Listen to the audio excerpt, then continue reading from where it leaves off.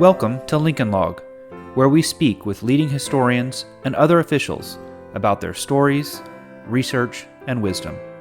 Expand your knowledge and indulge your curiosity here on Lincoln Log. This podcast is produced by the Abraham Lincoln Association, aiding and promoting Abraham Lincoln's life and legacy. Founded in 1908, the ALA remains the nation's oldest and largest Lincoln organization. Learn more at abrahamlincolnassociation.org. Greetings. I am your host, Joshua Claybourn, and I am pleased to welcome Jim Oakes to our Lincoln Log podcast. Jim is a distinguished professor of history and graduate school humanities professor at the Graduate Center of the City University of New York, where he teaches history courses on the American Civil War and Reconstruction, slavery, the Old South, abolitionism, and U.S. and world history. He taught previously at Princeton University and Northwestern University. His most recent book, The Crooked Path to Abolition, Abraham Lincoln and the Antislavery Constitution, explores the guiding principles of Lincoln's anti-slavery strategies. Kirkus Reviews calls it one of the 10 nonfiction books to look for in 2021. Jim, thank you for joining us. Oh, it's my pleasure. Thanks for having me. Yeah, sure. You're obviously an expert on the Civil War and abolitionism. So what sticks out to you as something you learned in the course of writing this book and publishing it about these topics? Well, I started out a long time ago as a believer that in William Lloyd Garrison's critique of the Constitution, I published an essay many years ago in a law review that took the Garrisonian position that the Constitution was a pro-slavery document and that the founders had shamefully compromised with slavery and didn't need to do so. Then I started studying anti-slavery politics, beginning with a book on Abraham Lincoln and Frederick Douglass. Was surprised primarily by Frederick Douglass's turn against Garrison, and it involved a turn against Garrison's interpretation of the Constitution.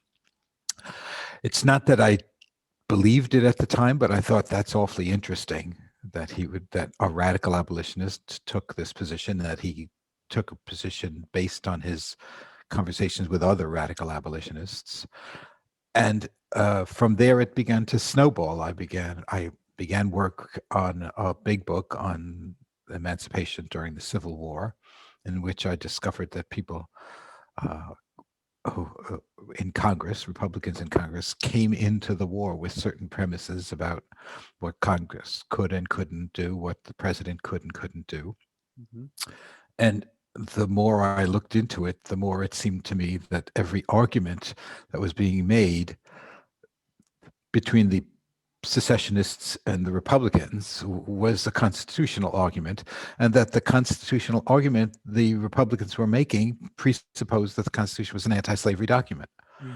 And I thought, well, if that's the case, then the kind of originalist interpretation that Garrison was positing, that is, there is a text, the text is pro-slavery, they made these compromises, that's all there is to it, didn't make much sense if it turned out that most of the people who were opposed to slavery, in fact, the overwhelming majority of people who were opposed to slavery, didn't think that way about the Constitution and thought something very differently about the Constitution.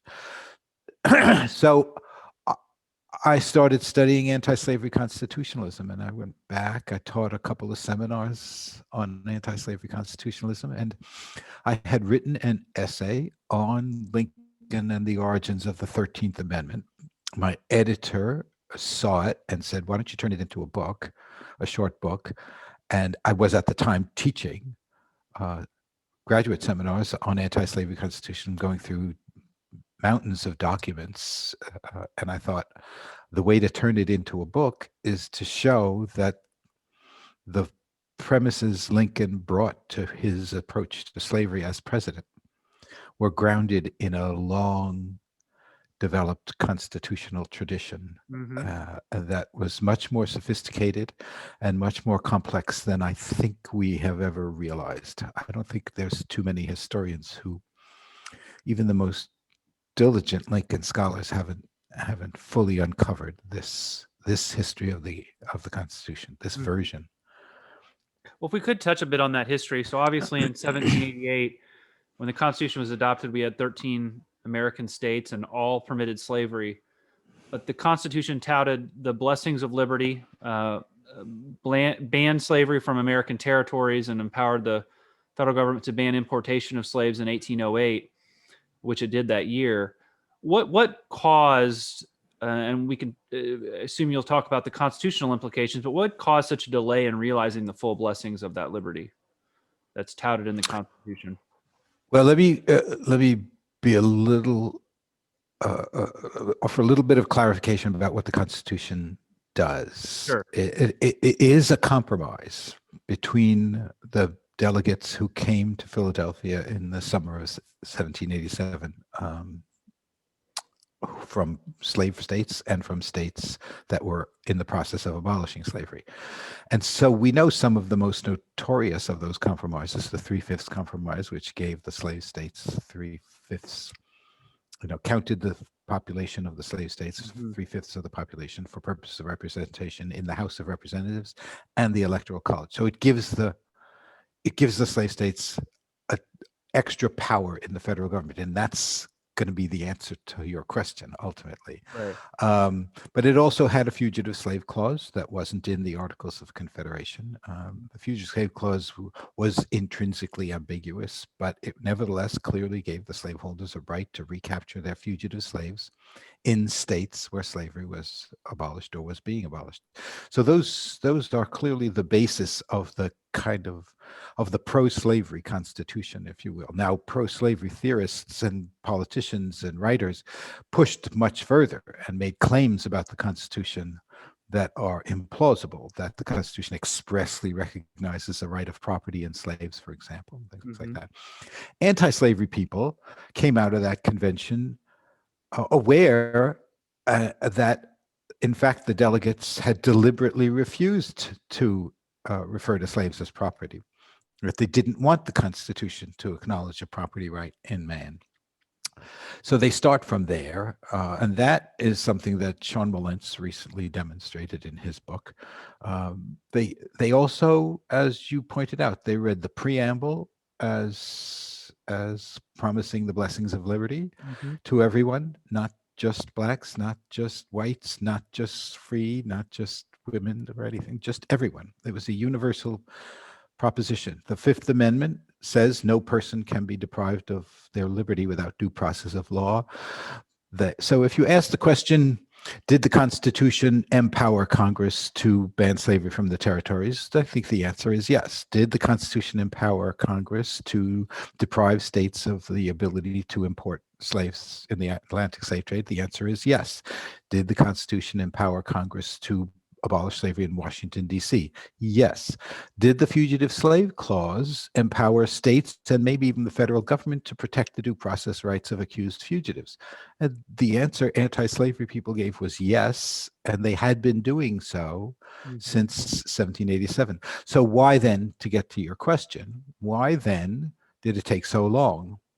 And the answer primarily, I think, lies in the balance of political power that was so that was to a large extent affected by that 3/5 clause, but not entirely. There are a number of reasons why the slave states exercised disproportionate power in the federal government, but they did.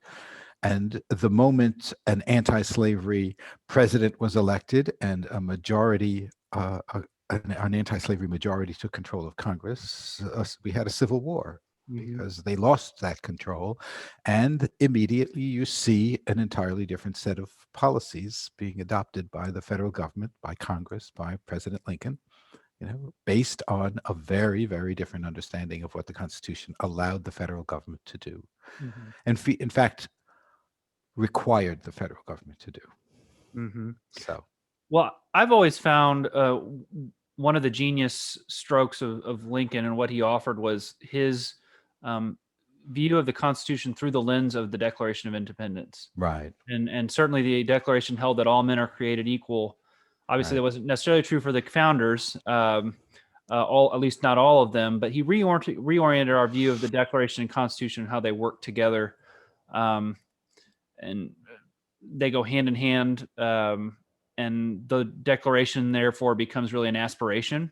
And the Yes. Constitution is maybe fixed at any given time, but the Declaration was really the beacon it strove to achieve. And I always think of the great Harry Jaffa, who did so much to illuminate many views on that. How much were you influenced by his work, or how much did that influence your book on this? Well, it was one of the very first books I ever read on Lincoln many years ago. You're talking about Crisis in the House Divided, Yes, right? correct, His study of the Lincoln-Douglas debates. And it wasn't so much the specific conclusions he came to as the sophistication with which he analyzed those debates and drew out an extraordinarily complex set of competing political visions of the world, of the Constitution. So I've always had that in the back of my mind as sort of a baseline for understanding what was up in anti-slavery politics and what was up in Lincoln's anti-slavery politics. Right. And it is absolutely true that Lincoln, and I think this was true of all anti-slavery politicians, believed that there was the text of the Constitution, which empowered Congress to do all those various things I mentioned, but that there was the spirit of the Constitution, which was explicated by the principle of fundamental human equality, Right. the Declaration of Independence. I think Lincoln once referred to, I get these backwards, the Declaration is a picture and the Constitution is the frame. Oh, right. So he sees the two as inseparable from one another, although distinct from one another. Right. So, and that's fairly common. That's fairly common, and in fact, it's quite widespread among anti-slavery politicians. And so, it's it's one of the things that I've said about Lincoln, that what makes him so interesting to me as a historian, as opposed to, I suppose, a biographer, is that Lincoln was a brilliant expositor of anti-slavery thought, of anti-slavery politics. He could explain the logic of anti-slavery politics better than anyone, right? But he was also completely unoriginal, right? Nothing he said about the Constitution or about slavery was different from anything lots of other people were saying. That makes him a really good person to study if you want to understand what's going on in the United States in the 1850s, because he is so representative of this large body of American voters and American politicians who believed that the destiny of the United States was for it to be an anti-slavery nation, a slave nation without slavery, and that it had been thrown off its course by this disproportionate power exercised by the slave states. Right. You've published quite a bit. What's your normal writing process for books, and then this one on Lincoln in particular? Oh, everyone is different. My first book was probably a kind of classic way of writing a book. I had to write a dissertation, and I went off and I did a couple of years of research in the archives. I took mountains of notes, and then when I was ready to start writing, I took all the notes and I put them into separate piles, and I arranged the piles in order, and I sat and wrote from that. That's kind of a classic way of writing a history book, but I don't think I ever wrote a book like that ever again. And I can't describe any particular way. I pick up, I wrote a book called Freedom National, and I pick it up and I read the pages and I think, how did I do this? How did I write this?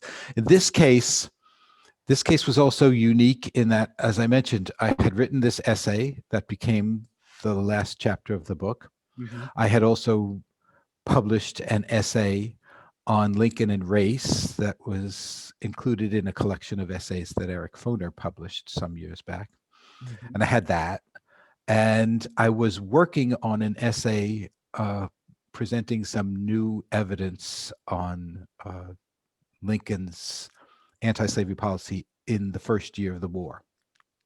But what I had now at the time was this vast store of information I had accumulated about the history of anti-slavery constitutionalism. Mhm. So I was able to rewrite the essay on Lincoln and race and reframe the essay on Lincoln's first 2 years in office and his anti-slavery policies now in such a way that I could put it in the context of this longstanding tradition of anti-slavery constitutionalism.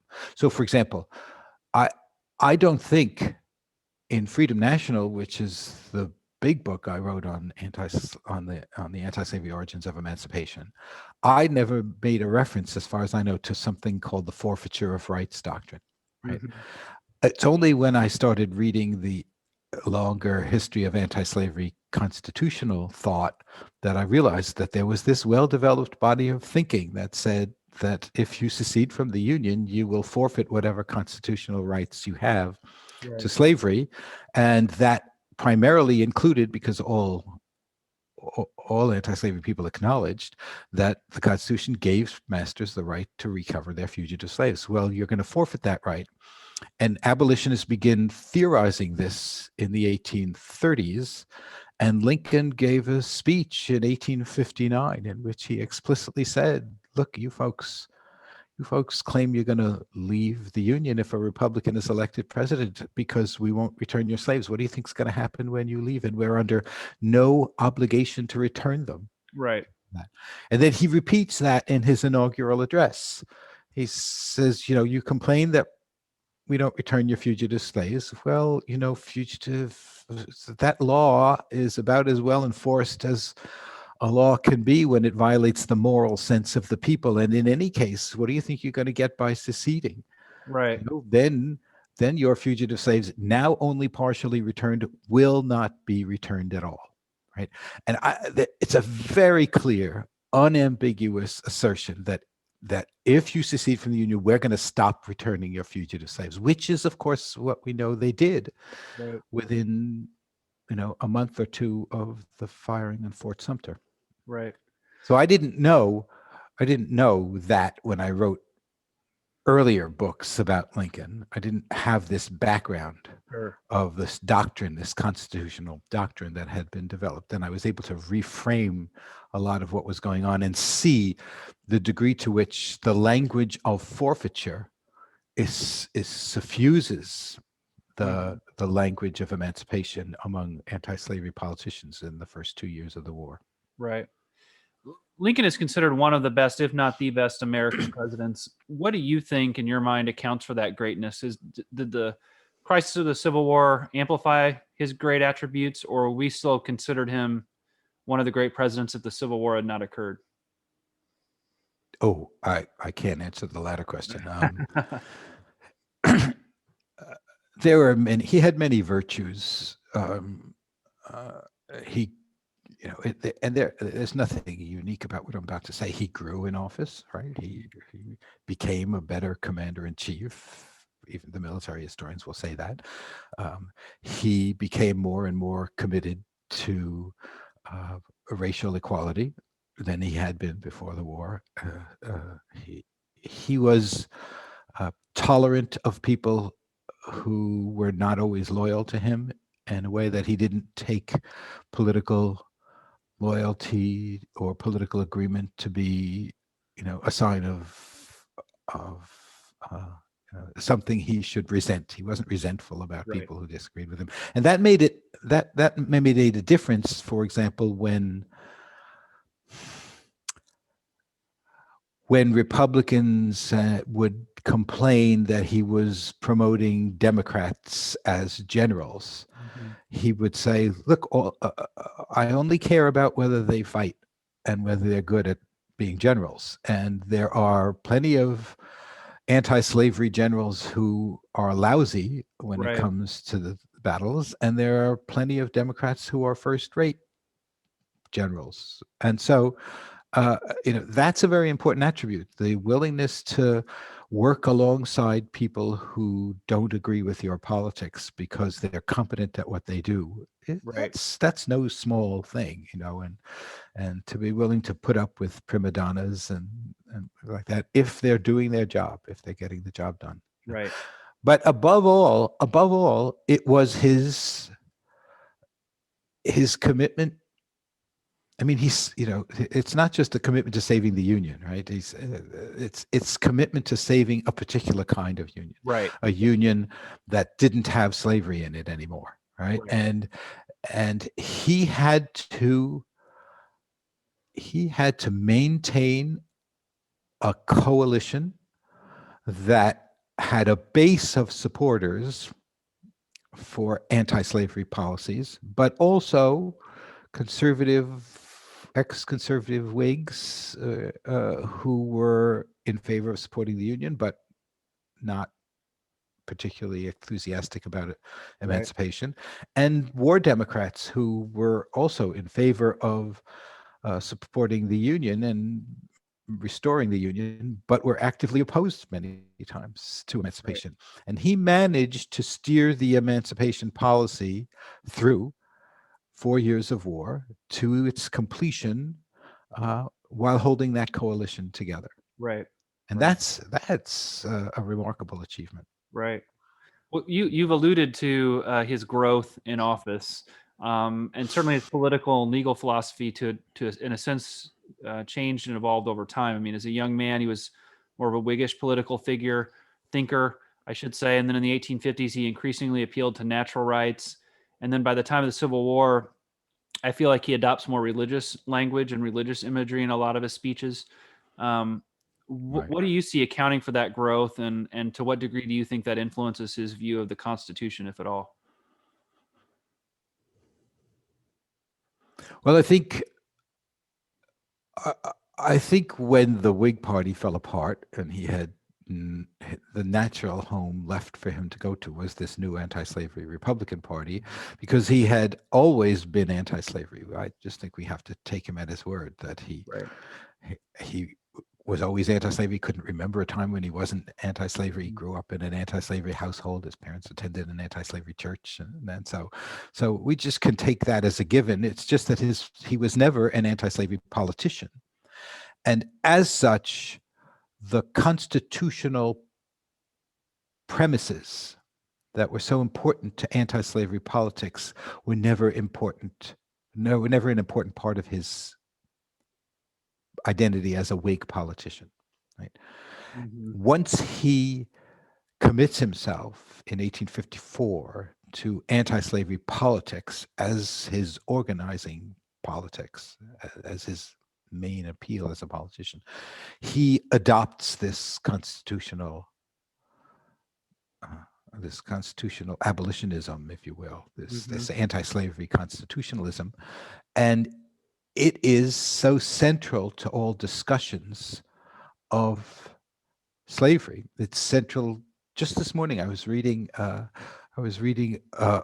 famous essay that Stephen Douglas published in Harper's Magazine in 1859, and that Lincoln used as a kind of text for his speech at Cooper Union a few months later, right? And Douglas too goes on and on and on about how the Constitution that the founders drew up was based on the principle of popular sovereignty, which is what Douglas was saying. So everybody's making their arguments on the basis of their understanding of what the Constitution is all about. And so since that was the terms of debate of slavery among all politicians on every side, Lincoln naturally began to talk more and more about the Constitution and his own understanding of what the Constitution was. So I'm not surprised that I'm not sure that's growth so much it is the logical development Sure. that comes with becoming an anti-slavery politician. I do think there is. I don't know how to talk about this. As he adopts and articulates the premises of anti-slavery constitutionalism and becomes an anti-slavery politician, his language becomes more and more infused with morality. Right? Mhm. He talks about slavery as a social, political, and moral evil. And as he is drawn into that increasing language about the morality or the immorality of slavery, it's it's not inconceivable to me that that could have simultaneously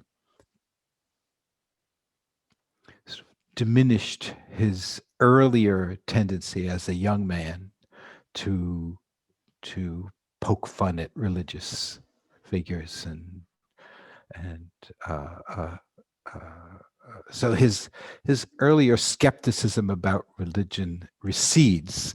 I don't think he ever became what we would think of as a full-scale Christian, but I think he clearly did accept he was a deist at the very least, and that belief in God as a particular kind of belief becomes more important as the moral crusade he embarked on becomes more important to him, and also I think as a way of coming to terms with the horror of the war itself, with the bloodshed, with the cost of achieving the anti-slavery union that he Right. wanted. So you're absolutely correct that his language, especially during the war, becomes more and more suffused with religious imagery until you get that astonishing second inaugural address. Right.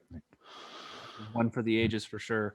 If we Right. could turn briefly to how some of Lincoln's approach to abolitionism and your own studies of that topic may inform some of the current controversies we see before us. And many political and social commentators note that the division within American politics and social life is as great as ever. I'm a little bit more bullish on Americans and our future, but do you believe we're as divided as we've ever been? Do you see things in our current political and social divisions that concern you based on your own studies of abolitionism and the Civil War?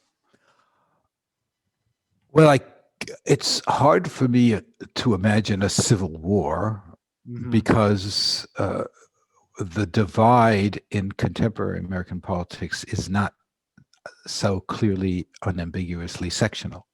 There's no one section of the country that is going to secede from another section of the country. So that doesn't seem plausible. In that sense, it's a fundamentally different situation from the one we were in 1861. I don't know. It's very hard to say. Certain things, I think what happened in the wake of the November 6th election is without precedent. I don't know of any other American president who lost re-election and proceeded to attempt to delegitimize that loss and encourage followers to participate in the delegitimation, even using violence, and to put enormous direct pressure on state officials to decertify a legitimate election. Nothing like that has ever happened. But on the other hand,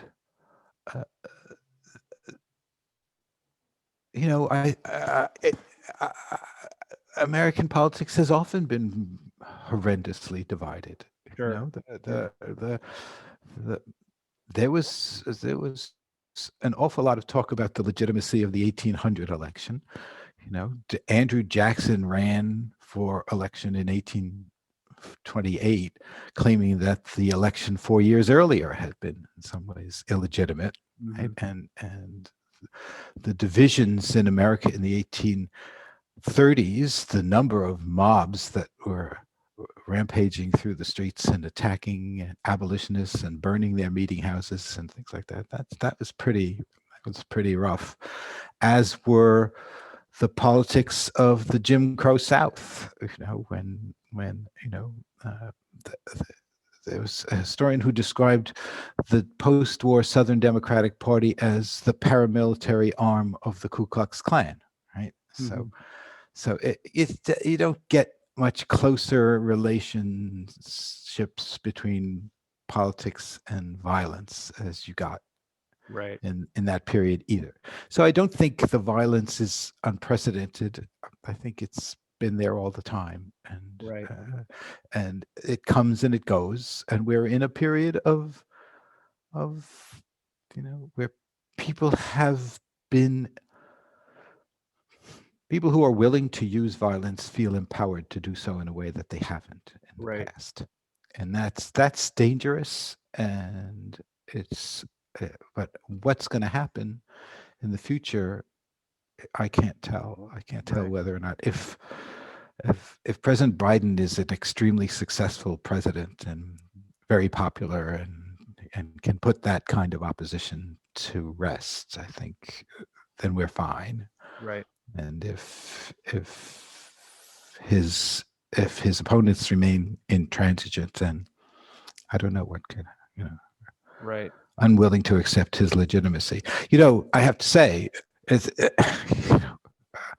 the Democrats did not accept the legitimacy of George W. Bush's election in 2000, and they certainly did not accept the legitimacy of Trump's election. They spent years trying to prove that he had been elected thanks to Russian interference in the United States, and so it's not new to dispute the legitimacy of your opponent's victory. It's new for someone who has lost an election to actively dispute Sure. the results. So And maybe the volume and means in which to oppose it is certainly different. Yeah. In 2020. Yeah. But you're Yeah. right. Yeah. Yeah. It's, I mean, if to bring it back to Lincoln, it's hard to imagine anything more different from Lincoln, That's very, yes. who always accepted the legitimacy of his opponents and recognized, I mean, he didn't accept the legitimacy of secession, but political opposition, yeah, he Right. knew, he had no trouble. It never even occurred to him to postpone the election of 1864 on the grounds that the United States was in the middle of a horrendous, gigantic civil war. Right. It wouldn't have occurred to him. He was thinking in August of 1864 that he was going to lose and imagining what he would have to do when he lost, but he wasn't imagining Right. disputing the loss. Right. So. Well, Jim, I really appreciate you joining us for the podcast. One of the things we like to ask our guests near the end of it is what's one of your favorite Lincoln stories or anecdotes? And I wonder if you have any you'd like to share. Oh, wow. I just did this morning. I was talking about it's that some friends of mine were on an email list. We're talking about Lincoln, and I quoted a speech he gave in Connecticut when he made the tour of New England after the Cooper Union address. And he went to a town where there was a big strike of shoemakers, in which he said, all I know is there is a strike, that they're on strike. And all I can say is that I'm glad I live in a country where a worker is allowed to strike if he wants to. And I thought that's Right. that's great. That's That is good great. for him. That really is. That's good for him. It's not the kind of thing you usually hear said about Lincoln. It's not a typical Lincoln anecdote. Sure. So Right. No, that is surprised my friends. So, well, I it's like obvious he was thinking about slavery, right? Slaves can't strike, but Right. still, it's interesting.